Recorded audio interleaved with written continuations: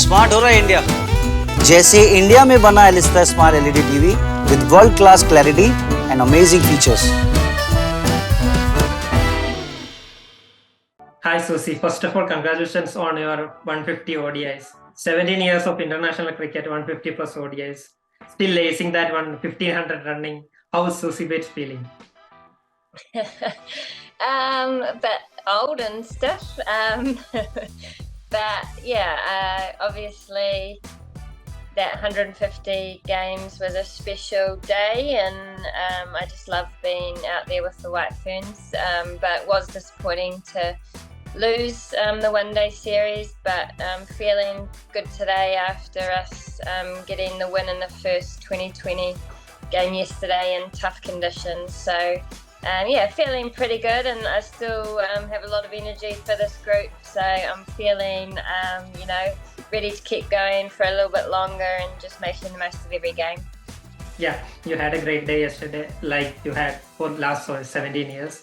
So following up on that question, how do you look back at your career and reflect on the 17 years?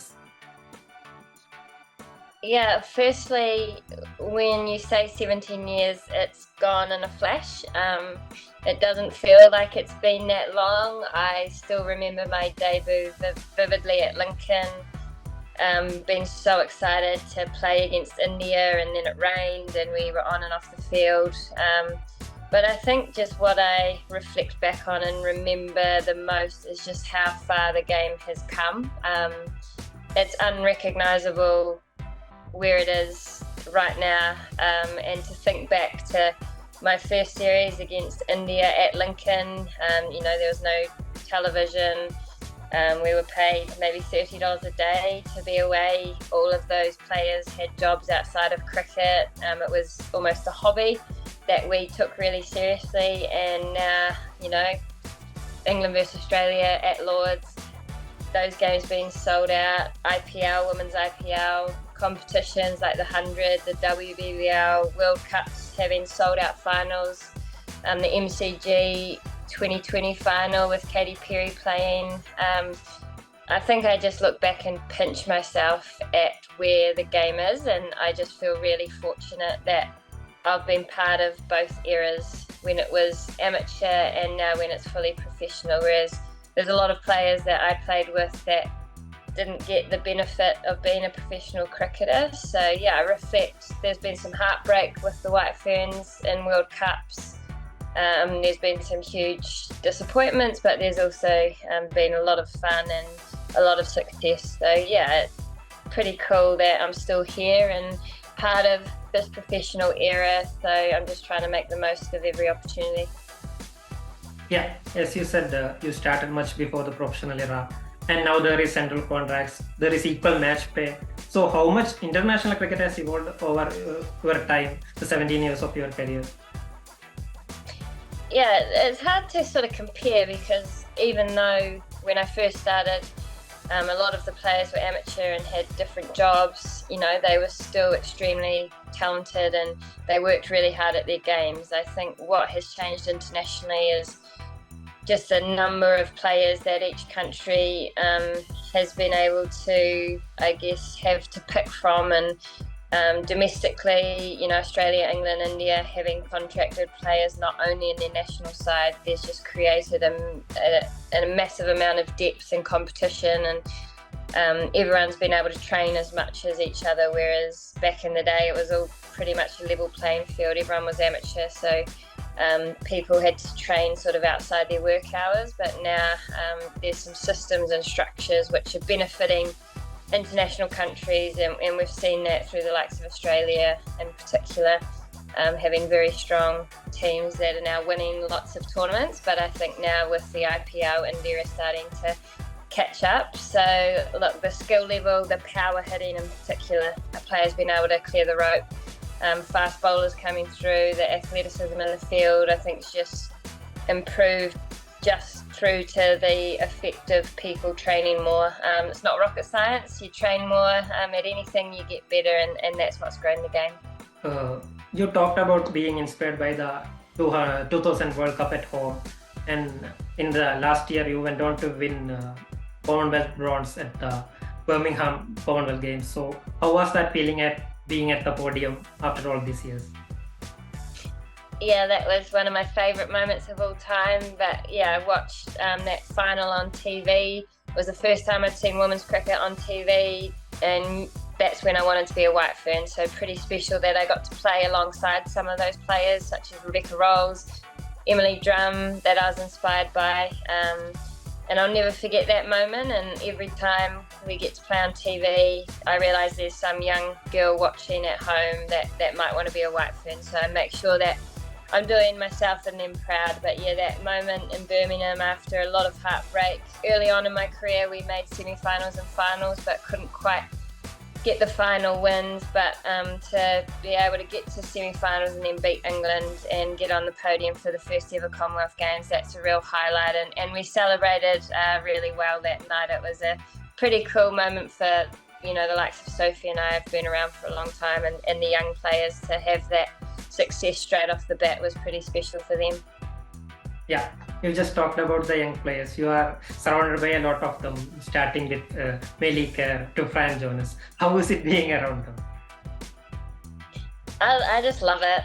You know, I get a lot of grief for being, you know, in my 30s and still being young at heart. I love hanging around with those younger players because they excite me in terms of their ambitions for cricket. The energy that someone like Melie Kerr has when she trains of just wanting to be the best she can be is inspiring, and that's why I'm drawn to, you know, training alongside her and hanging out with her off the field, because the way she talks about life and the game, it just inspires me to be better. So having her around, the likes of Fran and Eden, who, you know, they have a lot of fun off the field and they're pretty relaxed characters, but just being able to be part of that spin group and hopefully help those two feel comfortable in the environment, that's a real priority for me. I know being a senior player, you can sometimes come across a little bit intimidating, but I've just always wanted players to come into this team and feel really comfortable and know that people are backing them, because otherwise you can feel like you're perhaps not quite good enough at this level. But those two have the skill and they can be as good as Melie Kerr if they want to be as well. Yeah, talking of them, you are now the newly inducted member of the Spin Mafia. How did the change to off spin came about? It is definitely a mafia. We're very close, that spin group. Yeah, look, I obviously bowled medium pace early in my career, and I loved being an all-rounder because I love just being in the game. And, you know, near the back end of my career, I sort of bowled less and less, and then I had a really serious shoulder injury. So my priority coming back for the World Cup in New Zealand was to get back to batting and throwing. So I didn't really focus on my bowling because that's not why I was going to get picked. And then I think it just came down to me getting a bit bored in the nets and wanting to take part when I wasn't batting, and also the coaches getting sick of me hitting lots of balls. So I started to roll the arm over once the shoulder was feeling better, and it sort of just developed from there. And, you know, I probably started it as a bit of a joke, but my domestic coach, Craig Cumming, took it seriously, and I figure, you know, if I'm going to bowl in the nets, I might as well do it properly, and it's developed from there. And we've played in some spin-friendly conditions where I've had the odd over, so I'm just working hard at it. So when I do get thrown the ball, that I do a job, but also just talking with the young spinners. Even if I don't bowl, it's just passing on my experience to them. Yeah, great. Always great to see you turn that arm over for off spin. Thanks. Yeah, we talked about the young players. You have played with Amy Satterthwaite, Katie Martin. Now there is Sophie Devine, Leah Tahoe. So Amy and Katie has moved on. So how do you look at the older group of the White Ferns?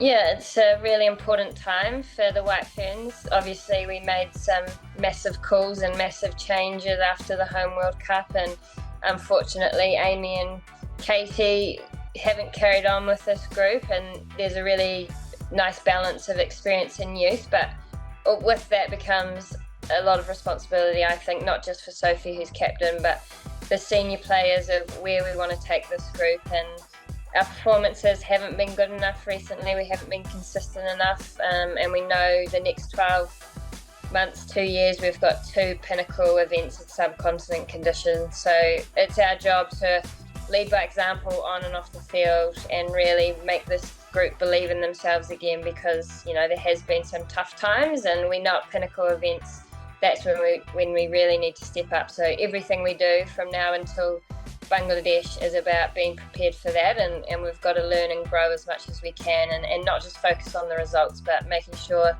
that everyone's getting better and we're supporting each other. So it's a really nice time to be involved because it's exciting. Players like Georgia Plummer, you can see in this series she's just grown in confidence, and people don't see how hard she works off the field, so it's nice to see her get that reward. And we've just got to keep setting the standards and living by that, and hopefully we get the results that we put the work in for. Smart हो रहा है India, जैसे India में बना Elista smart LED TV with world class clarity and amazing features.